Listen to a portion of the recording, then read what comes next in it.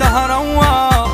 وقعت مملكتكوا خدتوا ضربة موت، خلصت من غير صوت، طوحت فيكوا بشوت البجرة.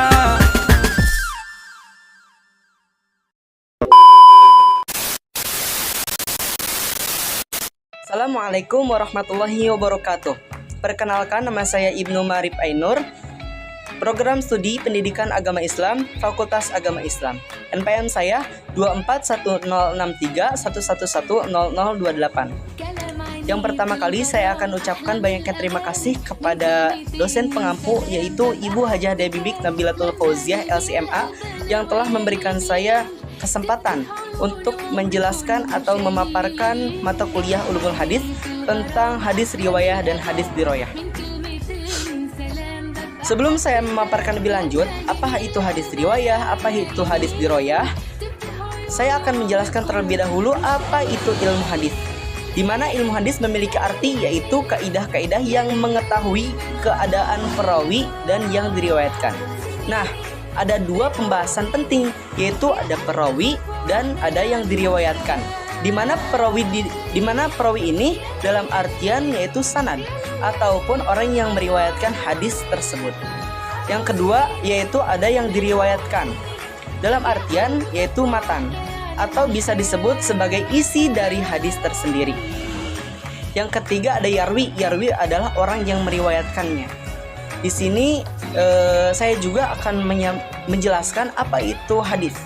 Hadis adalah segala sesuatu yang disandarkan kepada Nabi Muhammad SAW, baik berupa perkataan, perbuatan, persetujuan, sifat, maupun kepribadiannya.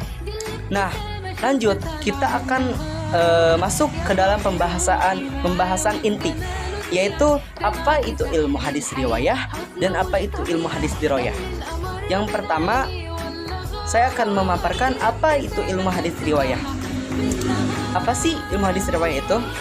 Ilmu hadis riwayah adalah ilmu yang mempelajari periwayatan, penulisan, dan pembukaan hadis. Dalam ilmu hadis riwayah yang dipelajari adalah cara menerima hadis oleh seorang perawi, cara menyampaikan hadis oleh seorang perawi kepada perawi yang lain, penghafalan hadis, penulisan hadis, dan pembukuan hadis. Ilmu hadis riwayah terlebih dahulu daripada ilmu hadis diroyah. Karena apa? Hal ini disebabkan pada awalnya umat tidak mengalami kesulitan pada aspek sanad hadis. Objek kajian ilmu hadis riwayah adalah hadis Nabi Muhammad SAW dari segi periwayatannya dan pemeliharaannya.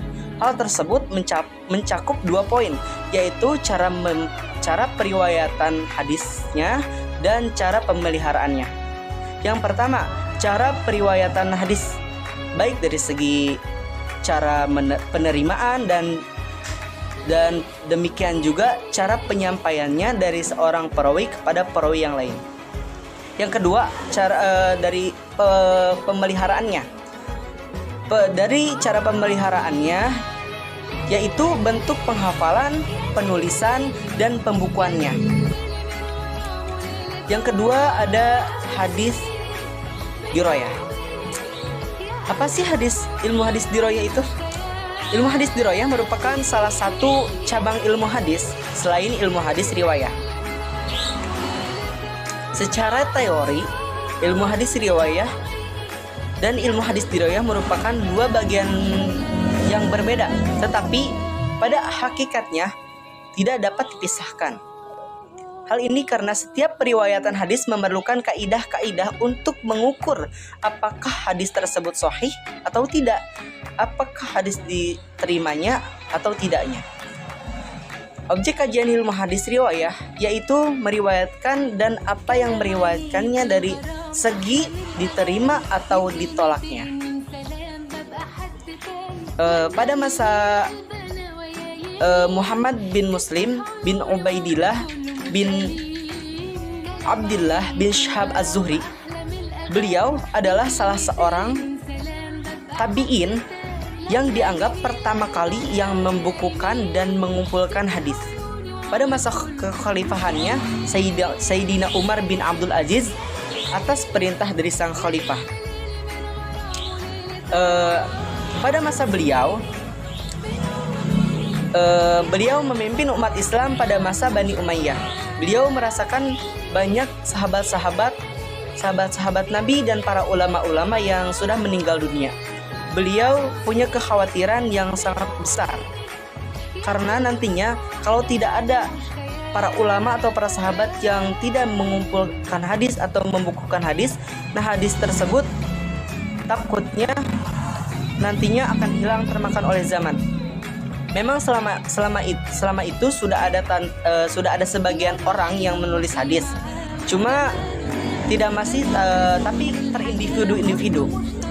Tapi dengan adanya instruksi dari sang khalifah, hadis menjadi semarak dan salah seorang tokoh yang menjadi pelopor hadis yaitu beliau.